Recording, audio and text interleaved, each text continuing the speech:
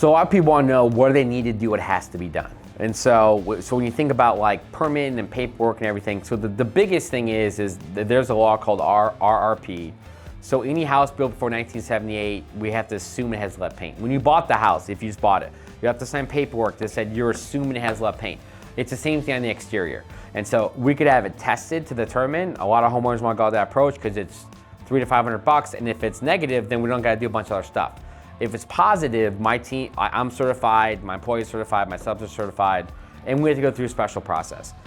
It's not that big a deal, but it does add probably a 24, 36 hours to a job, so day and a half, and it does add, on average, $2,000 to $3,000.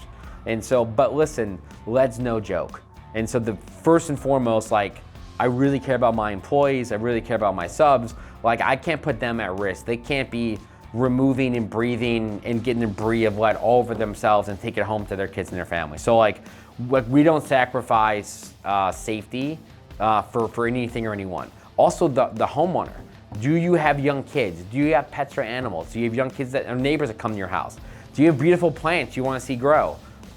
When it's on the wall, it's perfectly fine. If you start ripping and tearing and falling off all those lead pieces, it could hurt all those things. People, animals, especially children, especially plants. And so the first thing is, can you take care of the lead? And a lot of contractors, oh, we don't need to do it, it's no big deal. Man, the fines on that could be up to $250,000 or $250,000.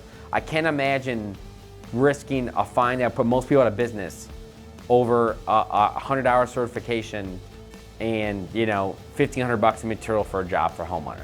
So that's first and foremost. Most of the time, you don't have to pull a permit. So Mission Hills, Fairway, Leawood, and Westwood, we do have to pull a permit. You have to have a Johnson County contractor license, special license, not saying anyone can pull it. It's the hardest thing I've ever done. Basically the same test you have to build houses. There were no siding questions on the test. I get it, but like that's what you have to work in these cities. And so if you don't have it and they catch you, man, it could be fines for homeowners, but they'll shut you down indefinitely until you have a contract to get past that test. I mean, and you only take it like once a month anyway. So it's no joke. If you live in Mission Hills, Leawood, Fairway, or Westwood, just hire a contractor that has a certification. There's so many remodels and tear downs areas. It's those cities driving around all those streets. Don't make the mistake. I've heard horror stories from people about, they didn't pull a permit and they got caught, and then their project was 3 or 4 months delayed. Don't let that be you. If we do have to pull a permit, it normally costs $300 to $500, and then they'll do a house wrap inspection. So they'll come out just to make sure that all the house wrap's installed, all the siding's installed correctly. Mission Hills will come back at the end and do an aesthetic one. So Mission Hills, you can't do anything without the ARB approval, the Architecture Review Board. It's a different animal.